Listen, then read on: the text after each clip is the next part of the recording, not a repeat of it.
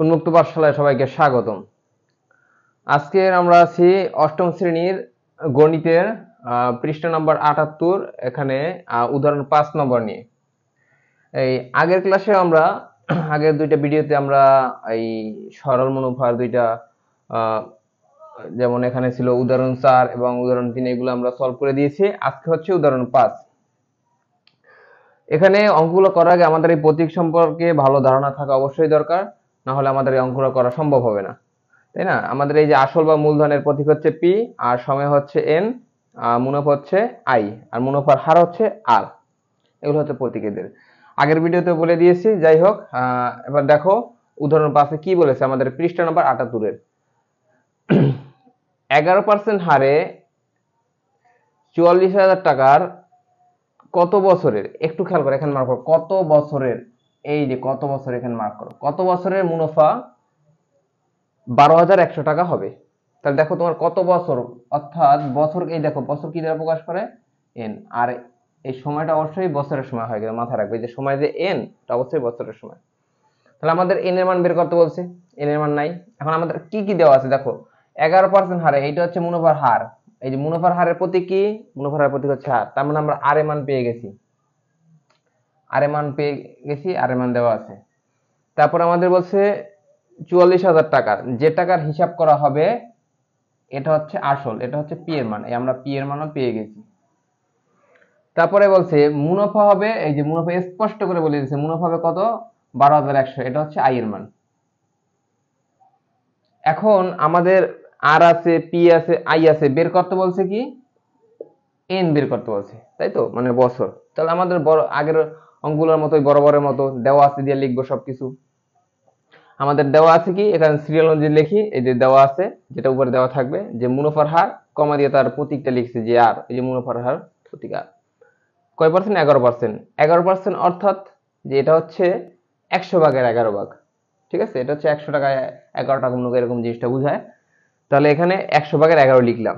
এখন এটা ক্যালকুলেট করলে আমাদের জিনিসটা আরো সহজ হয়। এটা ক্যালকুলেট ছাড়াও ডিরেক্ট এখানে বসেই করানো যায়, কিন্তু ক্যালকুলেট করলে তোমাদের জন্য সুবিধা হবে। তাহলে এখানে ক্যালকুলেট করে এটা কিভাবে হলো, অবশ্যই তোমরা কিন্তু উপরের সংখ্যাটা আগে তুলবা, 11/100 = 0.11।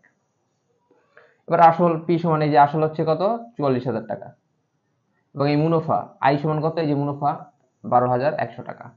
এখন বরাবরের মতো আমাদের যে সূত্র সরল মুনাফার, আমরা জানি আই সমান পি এর এন, আসলেই কিন্তু সবাই জানতে হবে, সবাই না জানলে কিন্তু অঙ্ক সমাধান হবে না।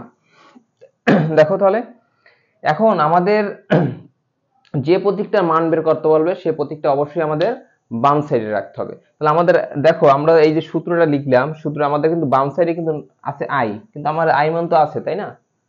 তাহলে আমাদের বাম সাইডে আনতে হবে কোনটা, যার মান বের করতে বলছে, এই এন। তাহলে আমার এনটাকে এই পাশে নিয়ে আসো। তাহলে এনটা যদি পাশে নিয়ে আসি, এখানে কে কে থাকে, পি আর আর, ঠিক আছে? আর আইটা গিয়ে এখন উপরে। এখন দেখো অনেকে বলো যে আইটা কি কি হিসাবে উপরে গেল, আই সমান পি আর এন বা পি আর এন সমান আই, একই কথা, আমি আগের ভিডিওতেও বলেছি। তো তুমি যদি এখানে আই এনটা রাখতে চাও, যে আমাদের এন দরকার, তাহলে এখানে পি আর ছিল গুণ আকারে এন এর সাথে, উপাশে গেলে হবে পি আর ভাগ আই এর জায়গায়। এই জিনিসটা এইভাবে আর কি কল্পনা করলে সহজ মনে হয়, এই তো। যাই হোক, এরকম এই বিষয়টা মনে রাখবা যে আই এন নিয়ে আসলাম, এখান থেকে পি আর এই আইটা বসলো, পরের লাইনে হচ্ছে মান বসিয়ে দিবে। আই এর মান দেখো ১২,১০০ টাকা, এই যে আই এর মান ১২,১০০ টাকা, পি এর জায়গায় পি এর মান, এই যে পি কত আছে আমাদের, ৪৪,০০০ টাকা। এই পি আর আর এর মাঝখানে কোনো চিহ্ন নাই, কোনো চিহ্ন না থাকলে আমরা কি বুঝি, যে দুইটা সংখ্যার মাঝখানে গুণ আছে, গুণ আকারে আছে সংখ্যা দুইটা, এই গুণ চিহ্নটা দিলাম। আর এর জায়গায় আর এর মানটা কিন্তু 11% বসানো যাবে না, 11% ভাঙালে কত হয়, 0.11, এটা বলছিলাম। এবার ক্যালকুলেট করার সময় যেহেতু নিচের একাধিক কাজ, নিচের কাজটা ক্লিয়ার করি, যে শেষ করি, এইটার সাথে এইটা গুণ করো, গুণ করলে দেখবা এই ডিজিটটা পাওয়া যায়, এই সংখ্যাটা পাওয়া যায়। এখন এই এইখানে এসে কি করবা, অনেকের দেখা যায় এইটা আগে যেহেতু করছো, এইটা তোমার ক্যালকুলেটরে আছে, তুমি কি করলে এর সাথে এইটা ভাগ করে দিলা, দেখা যায় তোমার একটা রং উত্তর আসলো। কেন রং উত্তর? কারণ আমরা তো জানি ভাগ করার সময় আমাদের আগে উপরটা তুলতে হবে। তাহলে আমরা উপরটা না তুলে যদি এইটা আগে তুলি, তাহলে তোমার হইতেছে না, তাই না? তোমার কি করতে হবে, এটা তুমি ক্যালকুলেট করলা ঠিক আছে, এটা তুমি আবার ডিলিট দিয়ে দাও ক্যালকুলেটর থেকে, তারপর নতুন করে এটা তুইলা ভাগ এইটা দাও, ঠিক আছে? কিংবা অন্যভাবে করা যায়, ব্যাকে গিয়া। যাই হোক, দরকার নেই, আমরা আগে উপরটা তুলবো, ভাগ দেব, তারপর নিচেটা তুলবো, দেখবা 2.5। তাহলে এই n এর মান 2.5, এটা উত্তর। তাহলে তুমি লিখবা যে সুতরাং সময় 2.5 বছর। আবার এই 2.5 বছর সেটা তুমি এভাবে লিখতো, 2.5 অর্থাৎ হচ্ছে 2 বছর 6 মাস। 2 বছর 6 মাস, 2.5 মানে 2.5 বছর মানে 2 বছর 6 মাস আমরা বলতে পারি। আমাদের এই এটা ছিল আমাদের